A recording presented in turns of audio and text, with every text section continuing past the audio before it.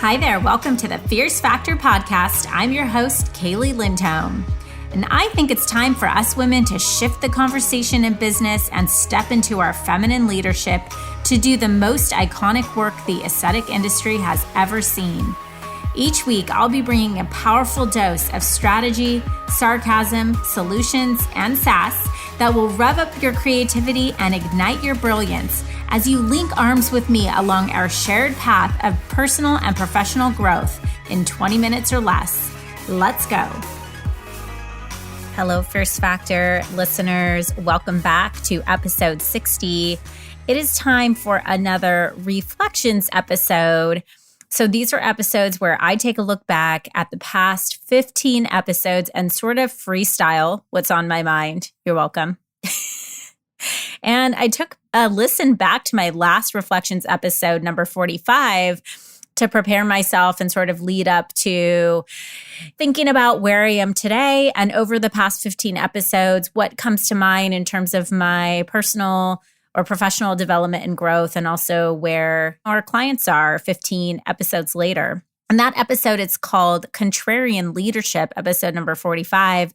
And in that episode, I talked about how true leadership takes having the courage to do and say difficult things or make challenging decisions that will likely irritate or piss off a lot of people, but always done with integrity and in alignment to our personal values, right?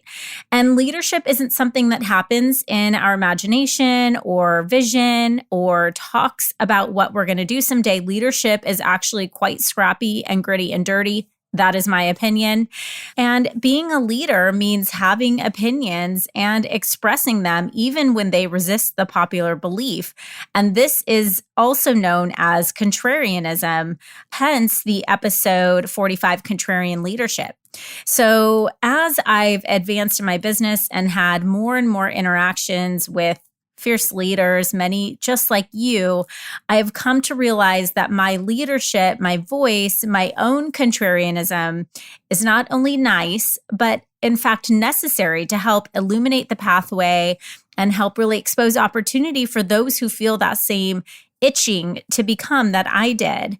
And as I reviewed that episode, I began to really think about the powerful work I get to do as a business coach to help our clients unravel and expose both limiting and accelerating beliefs that we have as individuals that ultimately drive our behavior and become frameworks for the way that we make decisions in our business and our lives.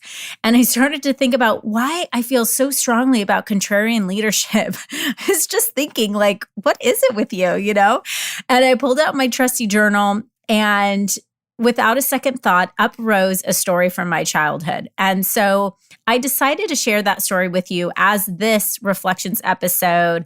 And I'm hopeful that you can really listen to my experience, think of your own story and your own sort of childhood stories that you have that have shaped and created you and the way that you think and feel and make decisions in your life and business, but also as an experience to really share my philosophy about going all in, which is a core value of mine. All right, so here we go.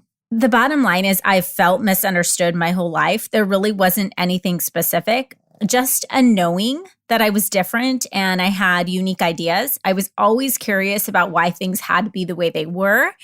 I always cringed when I was told to mind the rules, which happened a lot, or keep it PC.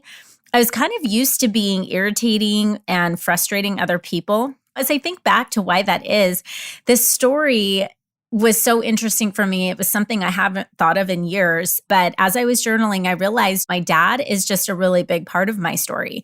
And he experienced tremendous adversity growing up. He grew up in what many would call underprivileged circumstances in Los Angeles. His mother left when he was 4 years old, leaving him to be raised by his grandmother, who was aggressive, borderline abusive, I would say, and unforgiving. She expected a lot from him, and he was conditioned to believe that hard work would be his only pathway to achieving greatness. And at only 5 years old, my father supported the family by picking up acting gigs as the little brown boy in films alongside actors like Shirley MacLaine. And then my dad later became the first in his family to earn a master's degree before he made it to the NFL to play professional football for the Rams in LA in the early 70s. Go Rams. And then he went on to own his own industrial wire, rope, and rigging company. When it came to raising his children, he lived by this consistent thread of core beliefs that were instilled into him as a young boy. And that was that success comes as a result of hustle and pain and perseverance. And we were pushed very hard. We were challenged to excel in life, and especially in sports. And soccer became this like binding anchor point for me and my dad. That was just something that, we did together. We went to every game together. We practiced together. He was my confidant. He was my father, my coach, my mentor, my trainer, my therapist, my challenger, and my friend. He was really everything as it related to soccer. And we would go for runs, we would pass the ball, do drills, practice late, always put in the extra work that he believed would allow me to achieve my ambitious goal of becoming a college athlete. And I remember one game, I was maybe 14 or 15 years old. I wasn't really feeling my best. It was scorching hot out. And okay, maybe I was letting the heat get to my head. Instead of using my usual extra hustle or sprint off the ball, I likely took a couple of moments when the play was on the other side of the field to walk or maybe even grab a swig of water at the sideline. And my mental fog ultimately impacted my performance that game, and in the end, left my dad extremely disappointed in me, to say the least. After the game, we got in the car and he just didn't speak to me. It was like I didn't exist. Like for several minutes, he was ignoring me. He was just so flat out disappointed in me, almost as if to imply that his level of disappointment with me was so great that he just didn't even have words to articulate it. There aren't even words in the dictionary, right? In those minutes, I'm telling you guys, felt like hours. My heart was pounding. I was feeling shame all over my body.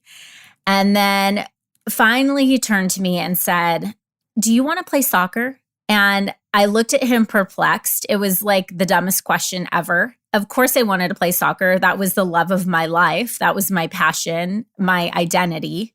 I scoffed, yes, of course I want to play soccer. And he said, "Well, if you want to be a soccer player, then you better get your head out of your ass, excuse my French, and hustle like it. Or I'm done wasting my time taking you to practices and games and making financial investments on your behalf. So show up like you mean it or not at all." Whoa. I don't know if your parents talk to you like that, but anywho, up to that point, I hadn't really calculated the sacrifices that my parents made for me on a routine basis to give me the support and opportunity to pursue my dream. But in that moment, it all got real for me. I had never considered the thought of my dad quitting on me. A lot just became clear for me in that moment. And it was about being all in on the things that I commit to in life without exception. There weren't hall passes for hot days or days I wasn't quite feeling up to it. I had made a covenant to my team, to my family, and most importantly to myself that when I set a goal, I will apply myself to that no matter what. End of story. And I'll admit, building my business has felt a lot like a hot day on the soccer field, right?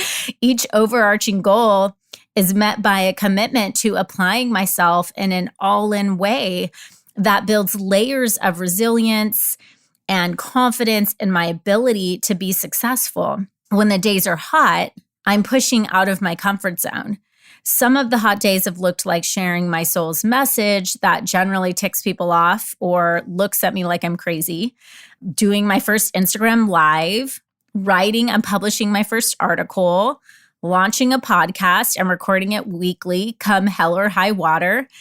It's the commitment to the journey, the showing up early and staying late, the days where I have just to breathe at nauseating stretches as insurance for not hurting myself or someone else in attempts to keep my composure.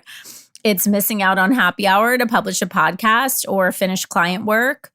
Or believe it or not, sometimes it was just about committing to slowing down and taking a day off without guilting myself for it. These outputs generate a faith in myself that has created an earned confidence. And it takes earned confidence to show up with composure as a leader for your team, and also to survive the inevitable disappointments that will come with building a team and growing a business. I always have a little laugh when I see a post on Instagram saying, do it with confidence or show up with confidence. To me, confidence isn't something that you pull out of your grit stash. It's something you earn by taking action again and again and again and again. Listen, leader, this is supposed to be hard. The online marketer manifest your way to success tribe is going to make you believe that you should be able to meditate your way to rich. I'm here to tell you that while mindset is absolutely 80% of what will determine your success or failure, it's going to take embracing the resistance of pushing out of your comfort zone, facing those limiting beliefs, and doing the deep internal work to reprogram yourself to a point of showing up with million-dollar confidence through intention, direction, and focus that doesn't waver. If you're not feeling moments of angst in your business, then perhaps you aren't pushing yourself hard enough. So think about what it's going to take for you to look at your face in the mirror and believe hard in your ability to overcome those barriers to growth no matter what. If that means making an investment in yourself to learn how to become a better leader, do it. Go all in and don't look back. You got this, fierce leader. Thank you for joining me for this episode of The Fierce Factor. If you enjoyed the show, please make sure you subscribe so you can automatically get new shows every week. I'd also love it if you left us a review. And come join the conversation online. If you're an aesthetic industry owner, operator, or leader, please join my free Facebook group, The Tribe of Fierce Aesthetic Leaders, a community of ambitious, purpose-driven professionals who collaborate and share best practices for growth in business and life. I'm honored you tuned in.